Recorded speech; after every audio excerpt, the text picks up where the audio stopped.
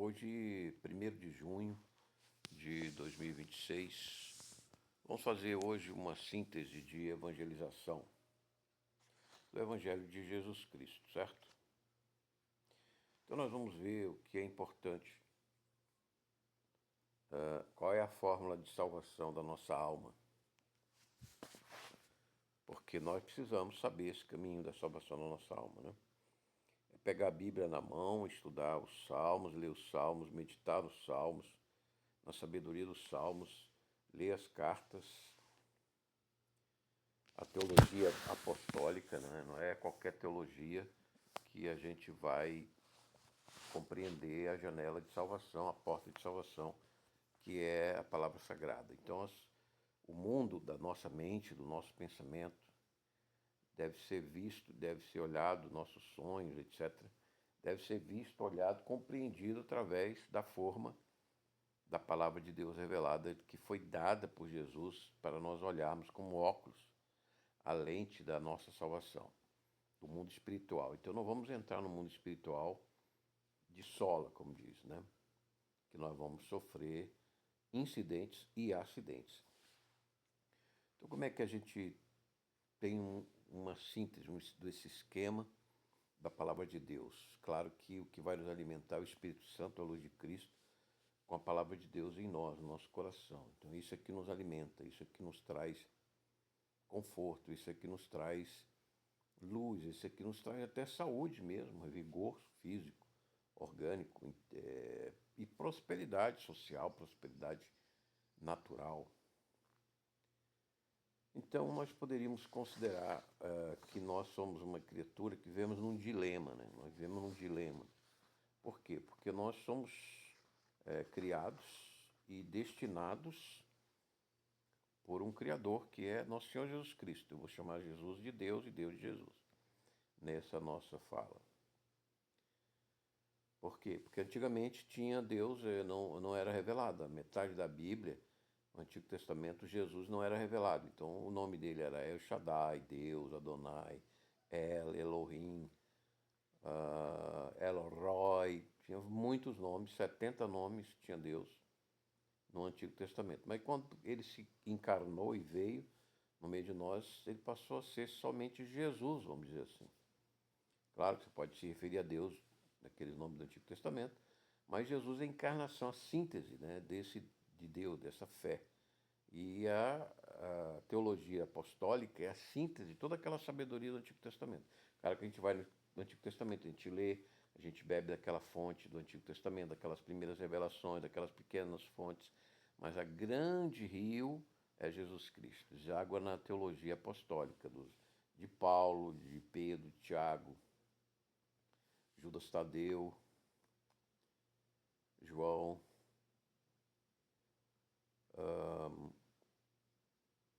etc., os demais apóstolos e evangelistas. Então, qual é a síntese da nossa salvação? Qual é a engenharia, então, da nossa salvação? Já falei essa primeira parte, que é olhar pela janela da palavra de Deus, a Bíblia Sagrada. Protestante 66, católico 72, né?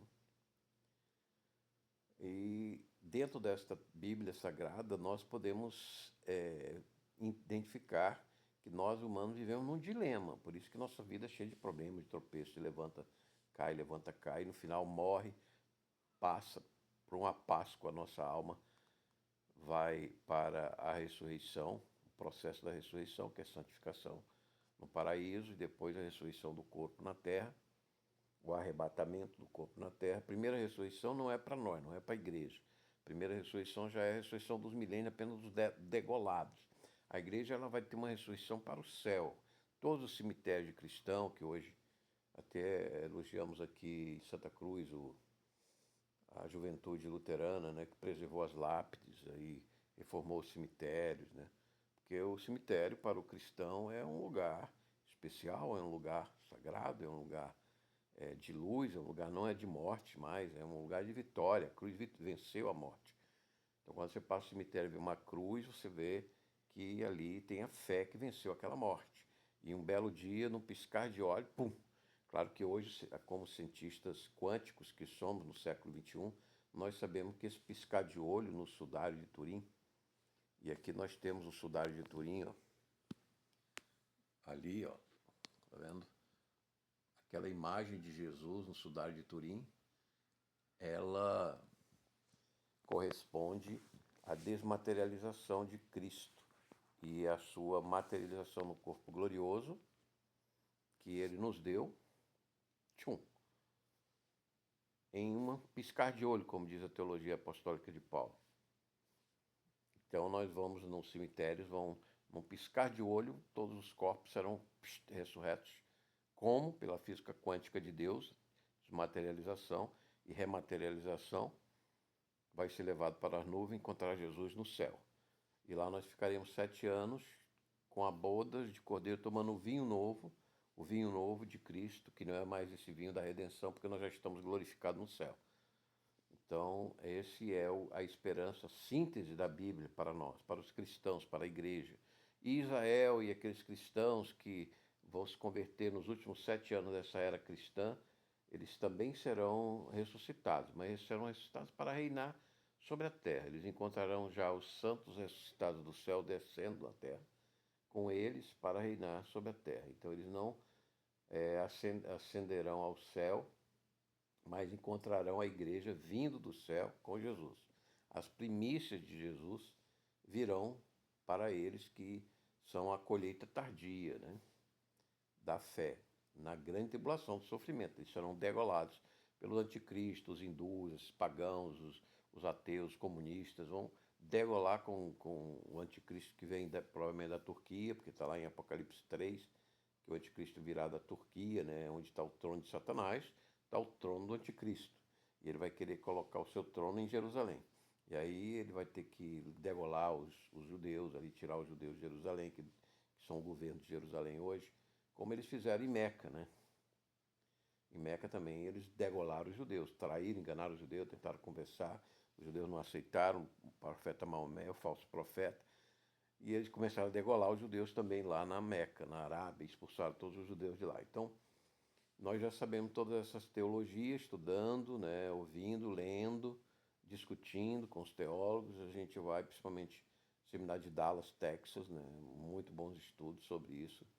Mas na Assembleia de Deus, principalmente, tem muito bons teólogos, pastores. Na igreja luterana, presbiteriana, católica, eles já são bagunçados ali. Eles dizem que não, que o milênio já é a igreja, que a igreja já é toda poderosa, que eles já estão aqui na terra, que não vai ter milênio, que não vai ter vinda secreta de Jesus Cristo, né? Então, claro que a polêmica toda tenta negar o que muitos já sabem que é a verdade, né? Como eu já expus aos meus ouvintes.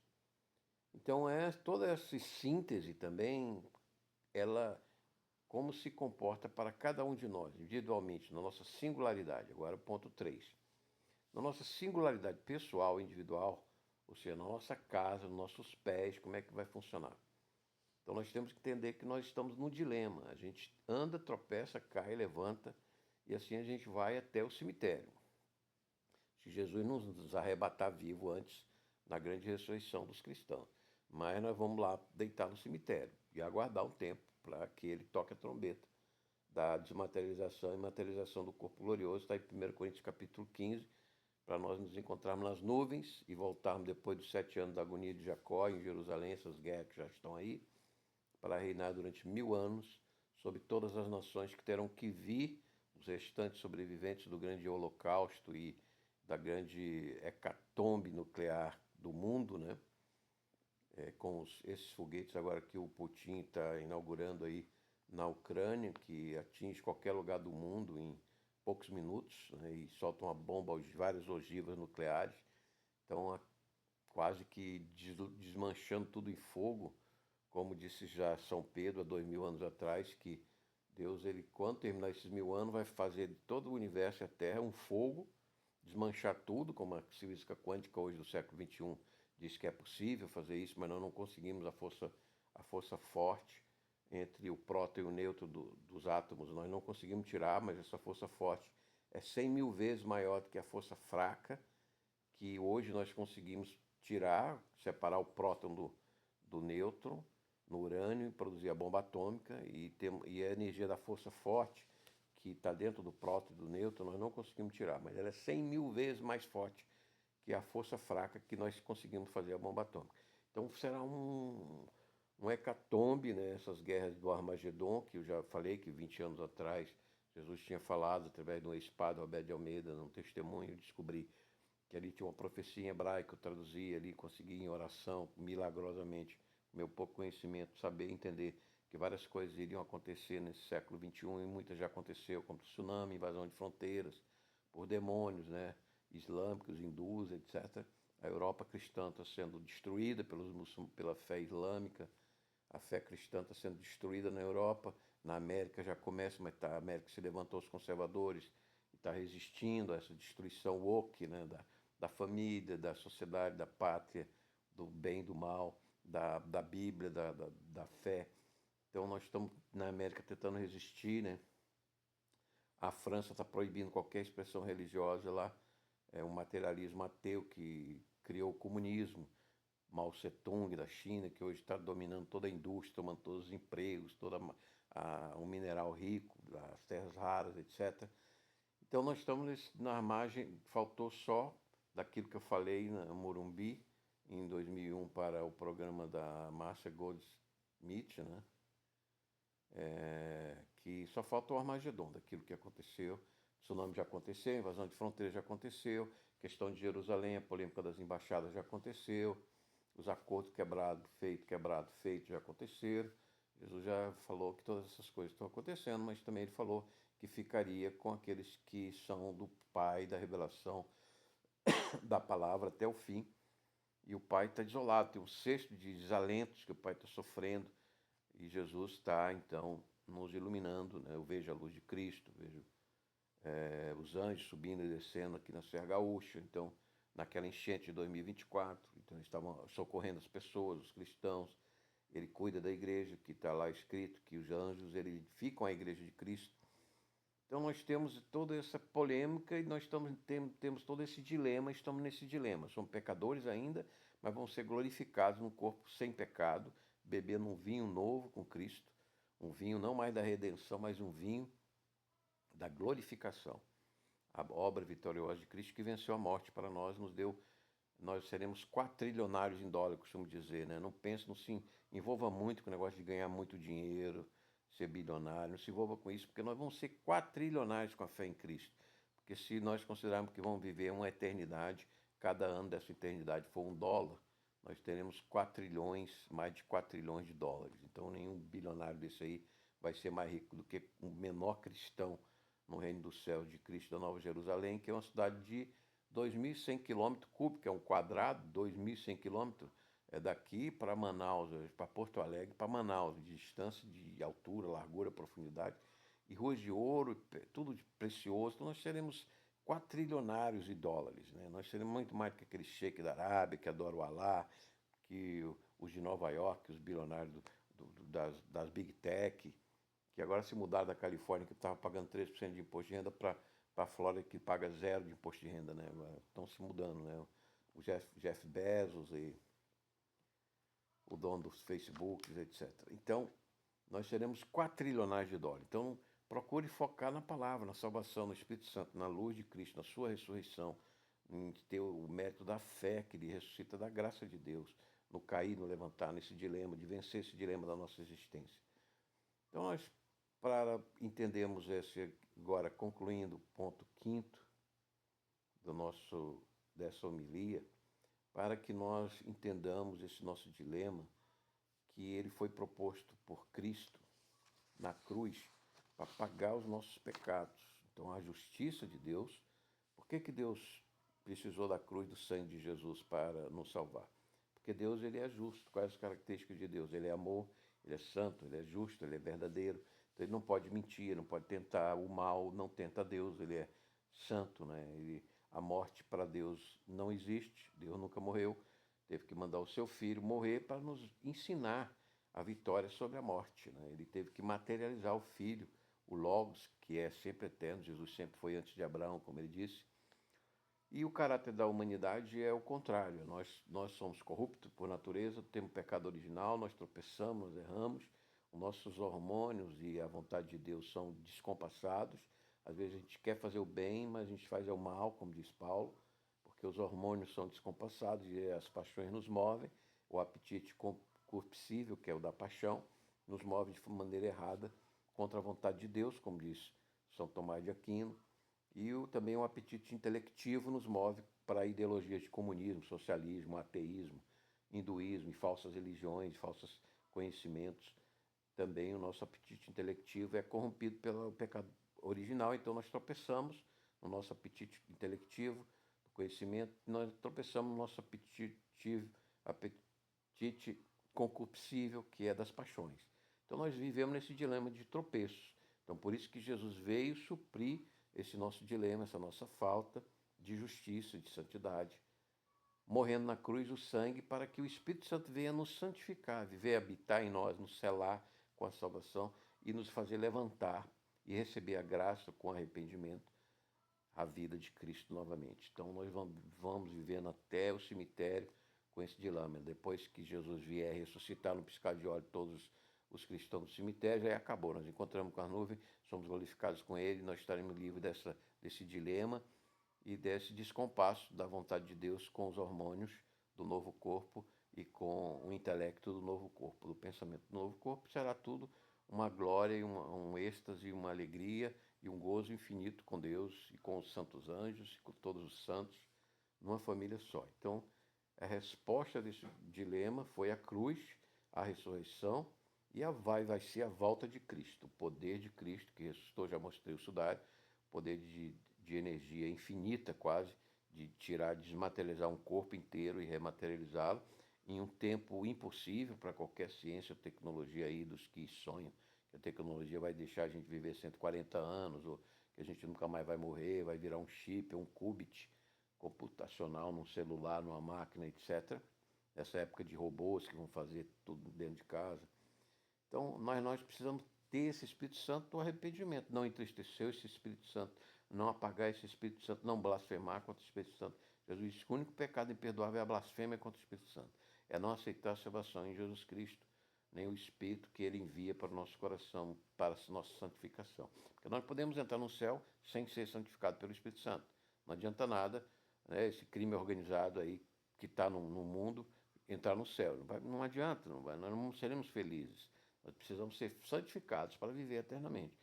O que adianta a gente viver no meio dessa sociedade criminosa eternamente? Não adianta, vai ser um sofrimento eterno, vai ser um dilema eterno que nós viríamos viver. Então a segurança da salvação, ela é nos dada pela palavra de Deus, pelo Espírito Santo, que declara que nós somos filhos de Deus. Então, sendo nós filhos de Deus, nós temos então a salvação. Pela graça sois salvos mediante a fé. E isto não vem de vós, é dom de Deus, não de obras para que ninguém se glorie. Efésios 2, 8, 9. Também nós temos, ora, ao que trabalha o salário não é considerado como favor, e sim como dívida, mas ao que não trabalha, porém, crê naquele que justifica o ímpio, a sua fé lhe é imputada como justiça. Romanos 4, 4, 5. Então nós somos salvos pela imputação da graça de Deus em justiça, né?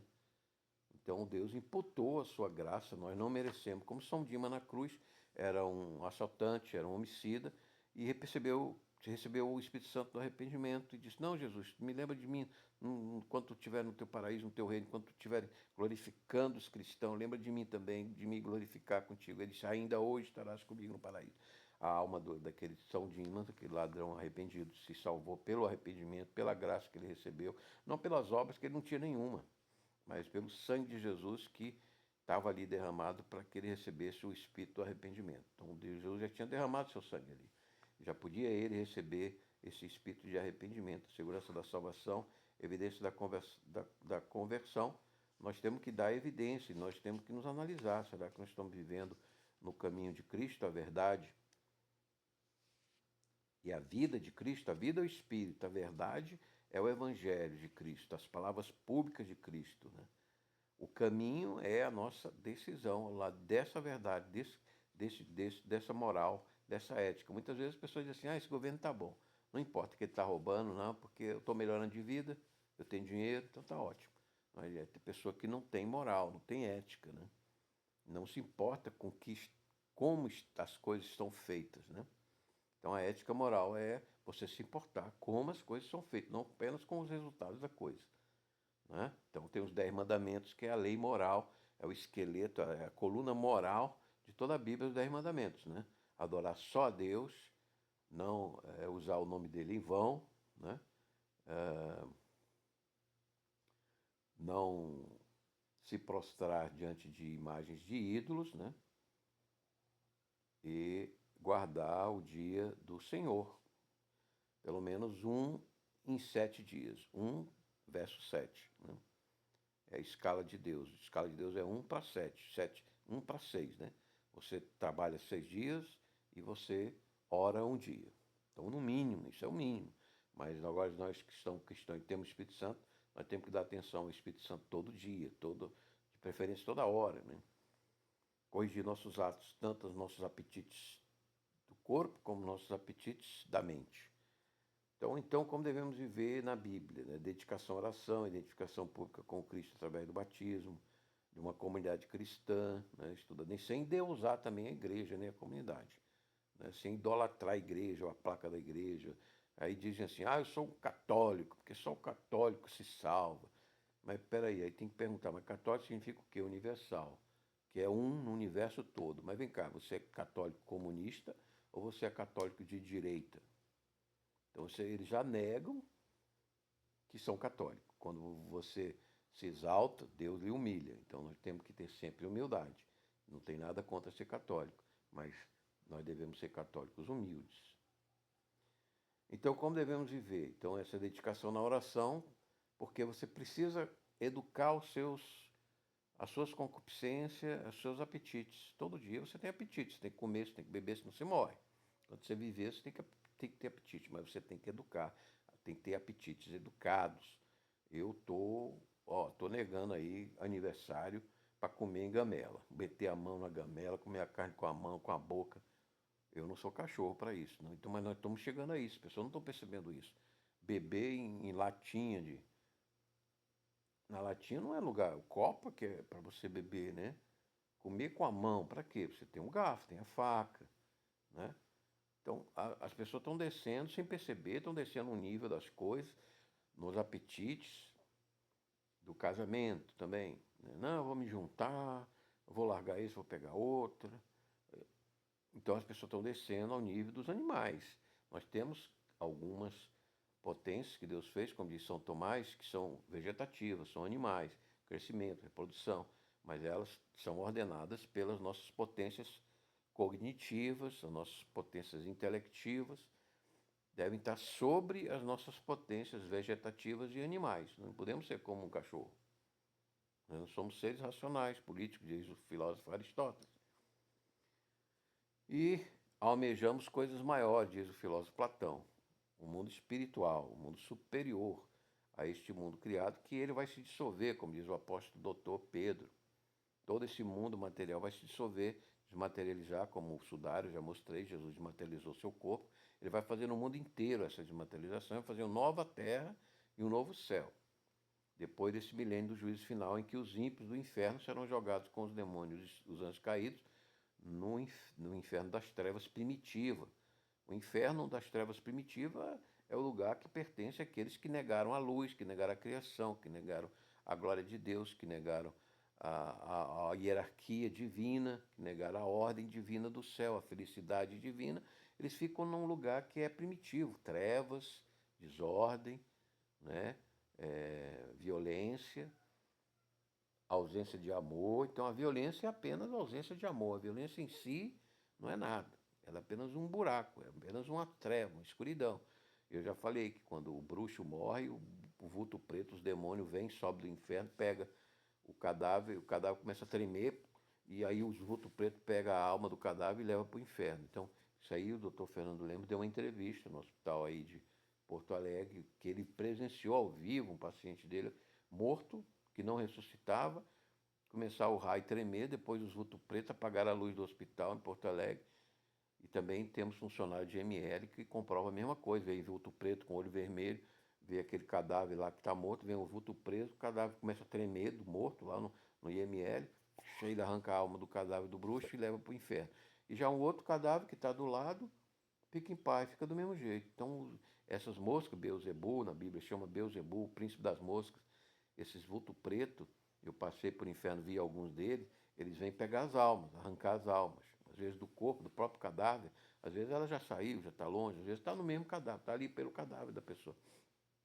Então isso é uma realidade, é uma física, é uma matemática que acontece, que a gente testemunha, porque a gente vê, a gente ouve isso acontecendo toda hora. Também aqui o cavador que tem aqui da máquina, o irmão dele também brincou com bruxaria lá e foi para a UTI, teve um acidente de moto, e estava fazendo assim com os braços, mesmo com inconsciente. E depois que ele recuperou, graças a Deus, ele se salvou, né, da UTI, e o irmão perguntou para ele, mas o que tu estava fazendo assim, tu estava inconsciente?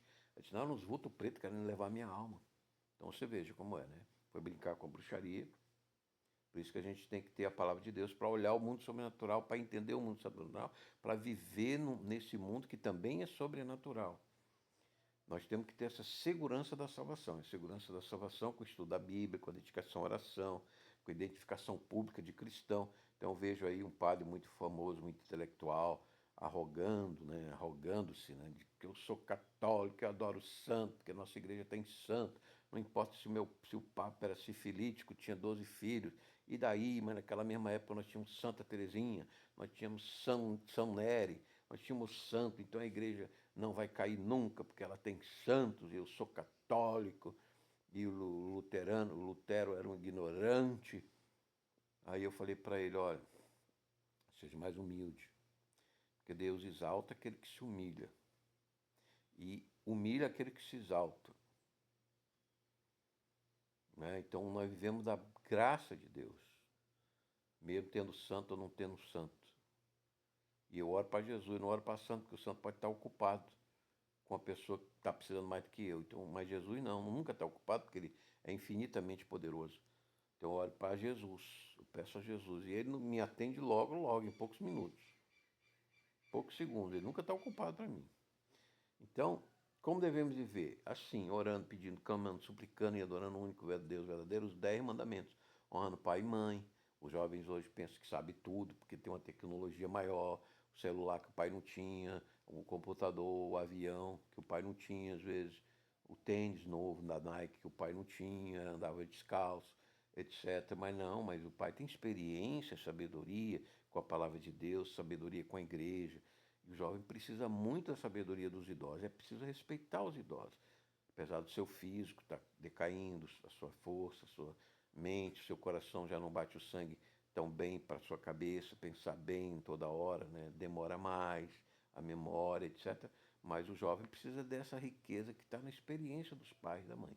Por isso que obedecer, não matar, não odiar o próximo, a violência, né? A degola. E nós estamos evangelizando por causa desse projeto do Daniel. Daniel é um garoto que estudava, trabalhava, se mantinha e foi assaltado no metrô, se assustou, não reagiu, mas o assaltante o degolou na frente da mãe dele.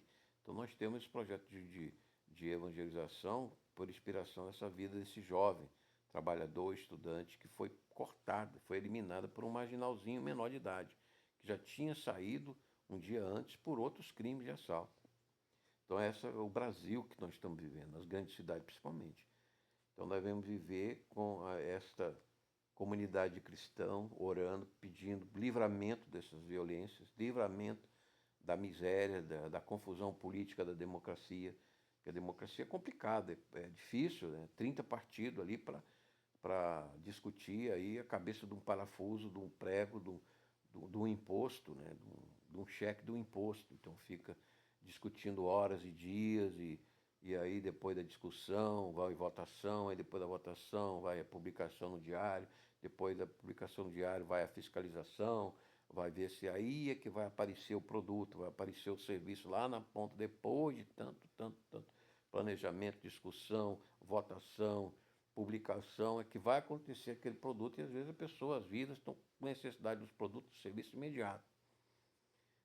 Então, a nossa esperança e oração para que todos nós sejamos um em Cristo Jesus, no Evangelho, e na paz, o shalom, principalmente essa paz que, quando você está no caminho da palavra, no Espírito Santo de Jesus, você tem o shalom, a paz com Deus, a paz com o próximo. Né? Amém? Amém. Então, inclusive, aqui um exemplo prático dessa paz. Agora estão propondo a pacificação no Rio Grande do Sul. Né? Tem um movimento muito forte, não querendo pedágio nenhum. E tem um movimento muito forte querendo pedágios para crescer a infraestrutura, a rodovia, duplicar, evitar incidentes, insegurança, etc. Então, um meio termo que seria uma proposta sábia, inteligente. Como cobrar pedágio de pessoas não residentes no Rio Grande do Sul. Turista, né? Logística de outros estados vão pagar pedágio. Mas quem é residente no Rio Grande do Sul não paga pedágio, ok? Então seria uma sabedoria, né? Um equilíbrio. Né? Nós já pagamos IPVA, então exemplo, é uma sabedoria. Essa luz eu acho que é Deus que está nos dando. Né? Mas a democracia, sem Deus, eu não tenho luz. Aí vai fazer greve, aí vai ficar sem dinheiro para fazer o pedágio, vai ficar cobrando imposto demais. Então nós precisamos de Deus para dar soluções, tanto na nossa vida pessoal como na nossa vida particular. Né? E oramos pelos enfermos, principalmente da família agora, que está brabo, né? E vamos fazer uma última oração. Obrigado, Senhor, por esta aula, por essa homilia que é tão rica de sabedoria, de luz que Tu nos dá, ilumina a vida. E você não aceitou Cristo, aceite agora esse caminho, essa verdade, essa vida. E entre na comunidade dos cristãos, creia na sua ressurreição, vida eterna, na sua riqueza de trilhões de dólares em vida, em alimento do paraíso, em mansões de ouro, de prata. Creia que isso não é mentira, creia mesmo que isso aí é a verdade que foi revelada para nós pelos profetas que pagaram com o sangue deles essa verdade, essa teologia, essa filosofia, essas palavras que Jesus trouxe, que o Pai escolheu para falar para nós e registrar e preservou essa Bíblia no grego koiné, os manuscritos massoréticos e textos receptos, fiéis às línguas mães gregas daquelas igrejas cristãs primeiras que falavam grego e não tomava a língua emprestada, né? E também do massorético no Antigo Testamento, dos profetas, que eram os hebreus, Israel, que está voltando forte, né, com as arqueologia, ciência, e no Concerto das Nações.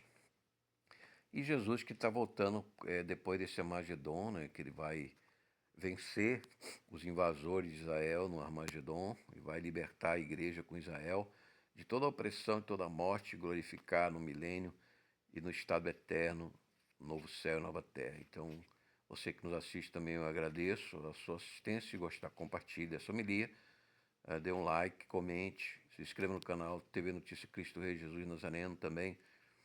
E para o Grupo Cruz e Força, o curso de Teologia, você pode pedir no particular, pendrive, R$ 40, e eu mando para você com endereço e despesa de correio, ok?